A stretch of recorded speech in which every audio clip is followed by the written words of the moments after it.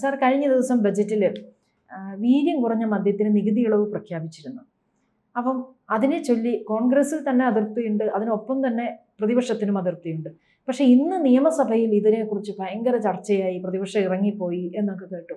അപ്പം എന്താണ് ഇതിന്റെ യാഥാർത്ഥ്യം? വീര്യം കുറഞ്ഞ മദ്യം ഉണ്ടാക്കുന്നതിന് വേണ്ടി എനിക്കൊന്ന് വീര്യം കുറഞ്ഞ മദ്യം എന്ന് പറയുമ്പോൾ ഇപ്പം അതിനകത്ത് പറയുന്നത് പറഞ്ഞാൽ നേരത്തെ കഴിഞ്ഞ പിണറായി വിജയന്റെ സർക്കാർ ഇരുന്ന സമയത്താണ് ഈ ഒരു ഐഡിയ വന്നത്. അപ്പം അല്ലെങ്കിൽ നമ്മളെ ഈ പറങ്കാംകുണ്ടി അങ്ങനത്തെ പഴവർഗ്ഗങ്ങളിൽ നിന്നൊക്കെ അതിന്റെയൊക്കെ സംസ്കരിച്ചിട്ട് മദ്യം ഉണ്ടാക്കുന്ന ഒരവസ്ഥ. യഥാർത്ഥത്തിൽ നാടൻ ഭാഷയിലെ വാറ്റെന്ന് പറയാം. യഥാർത്ഥത്തിൽ അത് തന്നെ ആയിരിക്കും. അപ്പൊ അതിന്റെ സംസ്കരണം എങ്ങനെയാണെന്ന് അറിയത്തില്ല. എനിക്ക് തോന്നുന്നു ഇത് നമ്മുടെ കുടിൽ വ്യവസായം പോലെ കൈകാര്യം ചെയ്യാൻ പറ്റുന്ന ഒരു കാര്യമാണ്. അപ്പം ആ രീതിയിലേക്കുള്ള ഒരു പ്രൊമോഷൻ കൂടി സ്ത്രീകൾക്കുൾപ്പെടെ ഉള്ളവർക്ക് കിട്ടും എന്നുള്ള രീതിയിലേക്കുള്ള ഒരു വിശദീകരണമായിരുന്നു അന്ന് ഈ ഇടതുപക്ഷ സർക്കാർ അതിന് വേണ്ടി വച്ചത്. പക്ഷേ ഇപ്പം നമ്മൾ ഈ ഗോവയിലൊക്കെ ഫെനി എന്ന് പറയുന്ന ഇപ്പം അതിന് വലിയ ഡിമാൻഡാണ് കേട്ടോ. അത് ഈ പറങ്കാവിന്റെ കശുമാവിന്റെ അതിന്റെ പഴമുണ്ടല്ലോ, അതിനകത്തുനിന്ന് അത് സംസ്കരിച്ചെടുക്കുന്നു. അപ്പം അത് വലിയ കുഴപ്പം. അപ്പം അതേ രീതിയിൽ ഇത് ഒരുപക്ഷെ മറ്റ് ഇപ്പം ഉണ്ടാക്കുന്ന മദ്യത്തിനെക്കാട്ടിൽ ഒരുപക്ഷെ ആരോഗ്യ പ്രശ്നം കുറയ്ക്കുന്നതായിരിക്കാം. പിന്നെ ഇതിന് വീര്യം കുറവുള്ളതായിരിക്കാം. അപ്പം വീര്യം കുറവുള്ള മദ്യമായതുകൊണ്ട് വീര്യം കൂടുതലുള്ള മദ്യത്തെക്കാട്ടിൽ ടാക്സ് ഇളവ് ചെയ്യുന്നത് വീര്യം കുറവുള്ള മദ്യം കഴിക്കുന്നതിന് വേണ്ടിയുള്ള പ്രേരണ ആയിക്കോട്ടെ എന്ന് വിചാരിച്ചായിരിക്കും.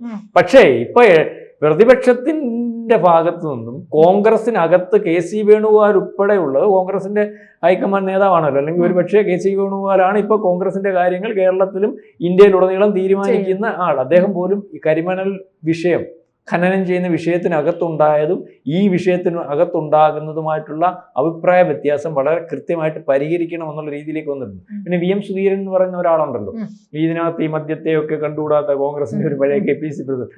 അപ്പോഴും അദ്ദേഹവും ഈ VD സതീശന്റെ കൃത്യമായ ഉപദേശകനും, ഏത് കാര്യമുണ്ടെങ്കിലും VD സതീശൻ ഒരുപക്ഷെ VM സുധീരന്റെ അടുത്ത് എന്ന് ചോദിച്ച് പറഞ്ഞിട്ട് ചെയ്യുന്ന ഒരവസ്ഥ നമ്മൾ ഇന്നലെ വരെ കണ്ടപ്പോൾ ഇന്ന് സുധീരനും ഇതിനകത്ത് അതിർത്തി പ്രകടിപ്പിച്ചിട്ടുണ്ട്. അതായത് ഇതിനകത്ത് ഈ പറയുന്ന രീതിയിലേക്കുള്ള ഒരു മദ്യ നയം കൊണ്ടുവരാൻ ഇദ്ദേഹം പ്രതിപക്ഷ നേതാവായിട്ടിരുന്നപ്പോൾ പിണറായി സർക്കാർ വിചാരിച്ചിരുന്ന സമയത്ത് ഇദ്ദേഹം ഉന്നയിച്ച ആക്ഷേപം എന്ന് പറയുന്നത് ഇതുപോലെ ഈ തരത്തിലൊരു മദ്യനയം കാപഢ്യമാണ്, കള്ളത്തരമാണ്, ഇതിന്റെ പുറകിൽ കോടികളുടെ അഴിമതിയുണ്ട്. ആ കോടികളുടെ അഴിമതി എന്ന് പറഞ്ഞാൽ ഈ ടാക്സ് കുറച്ചു കൊടുക്കുന്നത് ഇവിടുത്തെ ഡിസ്റ്റിലറിക്കാരെ സഹായിക്കുന്നതിന് വേണ്ടിയാണ്. ആ ഡിസ്റ്റിലറിക്കാരെ സഹായിക്കുന്നത് അടുത്ത ഇലക്ഷനോ അല്ലെങ്കിൽ അതിനു മുമ്പൊക്കെ തന്നെയോ ഇതിന്റെ ഉത്തരവാദിത്തപ്പെട്ടവർക്ക് കോടികൾ വസൂലാക്കുന്നതിന് വേണ്ടിയാണ് അദ്ദേഹം പത്രസമ്മേളനം നടത്തി പറഞ്ഞതാണ്. ഇതേ VD സതീശൻ തന്നെയാണ് കഴിഞ്ഞ പ്രാവശ്യം ചെയ്ത അതേ കാര്യം.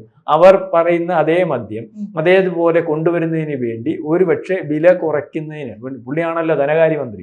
അപ്പൊ വിലയുടെ നികുതിയുടെ മറ്റു കാര്യങ്ങളും ഒക്കെ തീരുമാനിക്കാൻ ആധികാരികമായിട്ട് പുള്ളിക്ക് കാര്യമുണ്ട്. മദ്യം ഇപ്പം ഇതിനകത്ത് കോൺഗ്രസിനകത്ത് പ്രശ്നമാണ്. കോൺഗ്രസിനകത്തെന്ന് പറഞ്ഞാൽ കോൺഗ്രസിന്റെ ഔദ്യോഗികമായിട്ടുള്ള പല നേതാക്കന്മാരും ഒരുപക്ഷെ ഇതിന്റെ ഉത്തരവാദിത്തപ്പെട്ട മന്ത്രി ഉൾപ്പെടെ ലിജു ഉൾപ്പെടെയുള്ള ഈ തീരുമാനത്തിനകത്ത് അറിഞ്ഞിട്ടില്ല എന്നുള്ള രീതിയിലേക്കുള്ള ഒരു ആക്ഷേപം വരുന്നുണ്ട്. ഇപ്പം ലിജു എന്ന് പറയുന്നത് മദ്യം വേണോ വേണ്ടായോ എന്നുള്ള കാര്യത്തെ പറ്റി തീരുമാനം ഔദ്യോഗികമായിട്ട് എടുത്തിട്ട് ഇല്ല.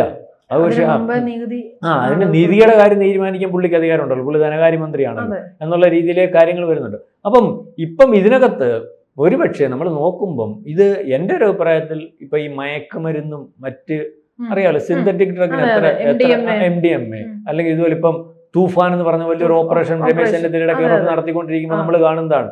ഇതിനകത്ത് കോടിക്കണക്കിന് ചെറുപ്പക്കാരാണ് ഇതിന്റെ മൊത്തം ആൾക്കാർ. കോടിക്കണക്കിന് രൂപയുടെ കാര്യങ്ങൾ നടക്കുന്നു, പിടിക്കുന്നു. നമ്മൾ എറണാകുളത്ത് നിന്ന് കണ്ടു, നമ്മൾ അത് അത്ഭുതപ്പെട്ടു പോയി. നാക്കിൽ അണലിയെ വെച്ച് കൊത്തിക്കുന്ന ഒരു ഇതുവരെ കണ്ടുപിടിച്ചു. അപ്പൊ ഈ കേരളത്തിലായത് നടക്കുന്നതെന്ന് ആലോചിച്ചോളൂ. അപ്പം അതിനകത്തേക്ക് ഒരു പക്ഷേ ചെറുപ്പക്കാരൊക്കെ പോകുന്നതിന്റെ ഒരു പ്രധാന കാര്യം ഈ മദ്യം കുടിക്കണമെന്നല്ല നമ്മൾ പറയുന്നത്. മദ്യത്തോടുള്ള പഴയ നമ്മൾ പറയും പണ്ട് പിള്ളേർ മദ്യപാനികളായി പോവും, സൂക്ഷിക്കണം. പക്ഷെ ഇപ്പം പിള്ളേർ മദ്യപാനികളാണെങ്കിൽ നമുക്ക് വീട്ടിൽ വൈകിട്ട് വരുമ്പോൾ അറിയാൻ പറ്റും. ഇവനൊരു മണമൊക്കെ കാണും, അല്ലെങ്കിൽ മറ്റേത് അറിയത്തില്ല. ഇവന് കുറച്ച് നാൾ ഉപയോഗിച്ച് കഴിഞ്ഞിട്ട് ഇവന്റെ സ്വഭാവത്തിനകത്തുള്ള വൈകല്യം ആദ്യം അത് അന്നേരം നമുക്ക് മനസ്സിലാവത്തില്ല. കാരണം ഇത് അവൻ ഒരു അവസ്ഥയ്ക്ക് അപ്പുറം പോയി കഴിയുമ്പോഴത്തേക്കാണ് ഇത് മനസ്സിലാവുന്നത്. എനിക്കറിയാവുന്ന അവിടുത്തെ എൻ്റെ വീടിൻ്റെ അടുത്തിട്ട് പഠിക്കാൻ വിളി വിട്ടതാ പയ്യനെ. ഇവിടുന്ന് വലിയ വലിയ സമ്പത്തുള്ളതെന്ന് പറഞ്ഞാൽ ഒരുപക്ഷെ നമ്മുടെ അവിടുത്തെ ഏറ്റവും വലിയ പ്രധാനപ്പെട്ട ഒരു ഹോൾസെയിൽ മുതലാളിയുടെ മകനാണ്. അവനെ തിരിച്ചു കൊണ്ടുവന്നു, ചികിത്സിച്ചു. നമ്മൾ പറയുന്നത് ചികിത്സിച്ചാൽ മാറുന്നു. ഇപ്പോഴും അവനിപ്പം എഞ്ചിനീയറിങ്ങിന് പഠിക്കാൻ വെളിയിൽ ബാംഗ്ലൂരിൽ അങ്ങോട്ട് പോയത്. ഇപ്പം ഇത്രയും വലിയ ക്രൈസിസ് ഉണ്ടാകുന്നതിനൊക്കെ 4-5 കൊല്ലം മുമ്പ് അവനെ തിരിച്ചിവിടെ കൊണ്ടുവന്ന് അതുപോലെ മയക്കുമരുന്നിന് അഡിഷനായി അവനെ തിരിച്ച് വിളിച്ചുകൊണ്ട് ഇവിടെ വന്നതിന് ശേഷം ഇപ്പം വീട്ടിലിരിപ്പുണ്ട്. ഇവൻ്റെ വട്ടം 2 പേര് നിൽക്കുക. അതായത് ഒരു 50-60 വയസ്സ് പ്രായമായ ഒരുത്തൻ നടക്കുന്ന പോലെ പൊട്ടന്മാരുടെ കൂട്ട് അങ്ങോട്ടും ഇങ്ങോട്ടും നടക്കുക. അതായത് ഇവന് മദ്യത്തിന്റെ അകത്തുനിന്ന് അല്ലെങ്കിൽ ഇതിനകത്തുനിന്ന് റിലീഫ് ആക്കി. പക്ഷെ അപ്പോഴത്തേനും ഇവന്റെ തലച്ചോറും മറ്റു കാര്യങ്ങളും ഇവന്റെ ആ ചെറുപ്പവും അല്ലെങ്കിൽ ഇവനെ ഇനി ഒന്നിനും കൊള്ളത്തില്ല. അതായത് ഒരു മന്ദബുദ്ധിയായിട്ടുള്ള ഒരു കുഞ്ഞ് ജനിച്ചതിന് ശേഷം എങ്ങനെ നടക്കുന്നു ഇതേ രീതിയിലേക്കാണ് ഈ സിന്തറ്റിക് ഡ്രഗ് യുവാക്കളെയൊക്കെ സ്ത്രീകളും അതെ. ഇതുപോലെ തന്നെ ഇപ്പൊ തന്നെ HIV ഒരു വല്ലാത്തൊരു പ്രസരണം എറണാകുളം ജില്ലയിൽ കൂടുന്നു എന്ന് പറയുന്നത്. എന്താ കാര്യം എന്ന് അറിയാം? നമ്മൾ വിചാരിക്കുന്ന പ്രോസ്റ്റിറ്റ്യൂട്ട്സിന്റെ ഇടയിലല്ല HIV ബാധിക്കുന്നത്. അവർക്കാർക്കും HIV ഇല്ല പരിശോധിക്കുമ്പോൾ അവർ കൃത്യമായിട്ട് പോയി ഡയറക്ഷൻ അനുസരിച്ച് പരിശോധിക്കുന്നു, അല്ലെങ്കിൽ അതിന് വേണ്ട മുൻകരുതൽ എടുക്കുന്നു.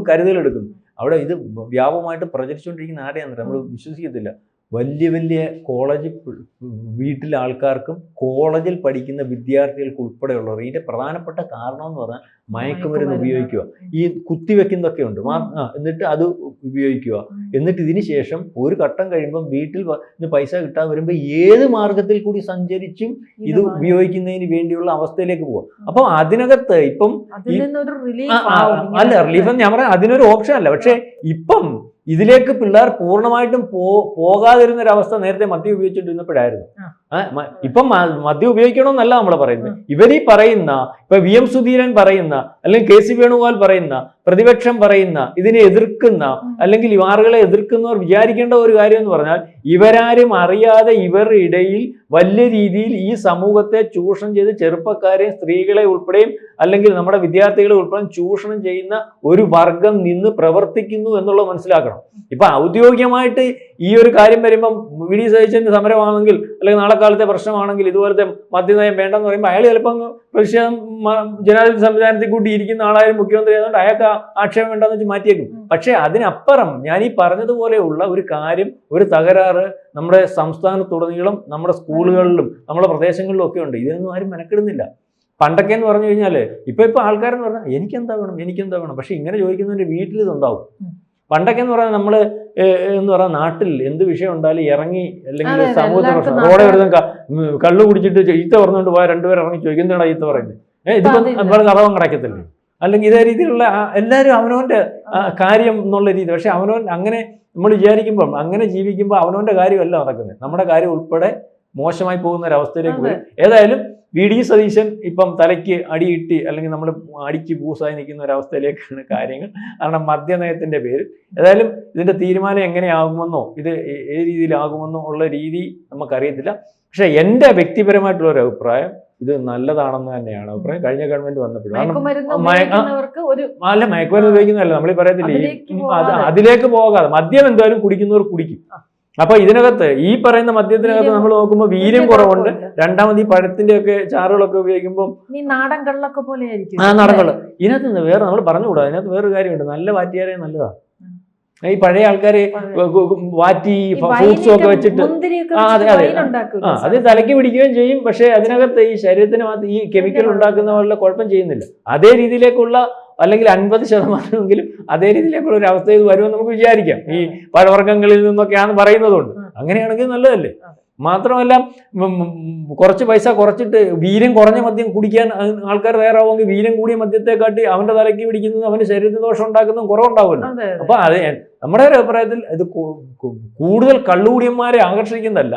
കള്ളു കുടിക്കുന്നവൻ വീര്യം കുറഞ്ഞ കള്ളു കുടിച്ച് അവന്റെ ആസക്തി കുറയുന്നെങ്കിൽ കുറയട്ടെ. കള്ളു കുടിക്കുന്നത് നിർത്തലാക്കാനോ അല്ലെങ്കിൽ മറ്റു കാര്യങ്ങളോ ഒന്നും നടക്കത്തില്ല. നമ്മൾ നിർത്തലാക്കിയാൽ ഇപ്പം നിർത്തലാക്കിയ പല സംസ്ഥാനങ്ങളിലും ഇത് നിയന്ത്രിക്കുന്ന വേറെ ലോബി തന്നെയുണ്ട്. മനസ്സിലാവുന്നുണ്ടോ? ഗുജറാത്ത് ഉൾപ്പെടെ ഉള്ളിടത്തും നമുക്ക് എന്തുവായാലും നടക്കും. നമുക്കറിയാലോ വിദേശ രാജ്യങ്ങളിൽ ഏറ്റവും അറബി രാജ്യങ്ങളിൽ ഇതിന്റെ കാര്യങ്ങൾ കൈകാര്യം ചെയ്യുന്നവരുണ്ട്. മദ്യം അതിനൊരു ലോബിയുണ്ട്. അപ്പം സമാന്തരമായിട്ടുള്ള ലോബിയുണ്ട്. ഇപ്പൊ ഈ മയക്കുമരുന്ന് ലോബി പ്രവർത്തിക്കുന്നത് പോലെ. അപ്പം അതൊന്നും നടക്കത്തില്ല. അപ്പം അത് ന്യായമായതും ഗുണമാവുന്നതുമുള്ള പ്രയോജനം സമൂഹത്തിന് ദോഷമില്ലാത്ത രീതിയിൽ കാര്യങ്ങൾ കൈകാര്യം ചെയ്യുന്നതായിരിക്കും നന്നാവുക. കൂടുതൽ വാർത്തകളും വിശേഷങ്ങളും നിങ്ങളിലേക്ക് എത്താൻ ABC മലയാളം സബ്സ്ക്രൈബ് ചെയ്യുക, ബെൽബട്ടനും അമർത്തുക.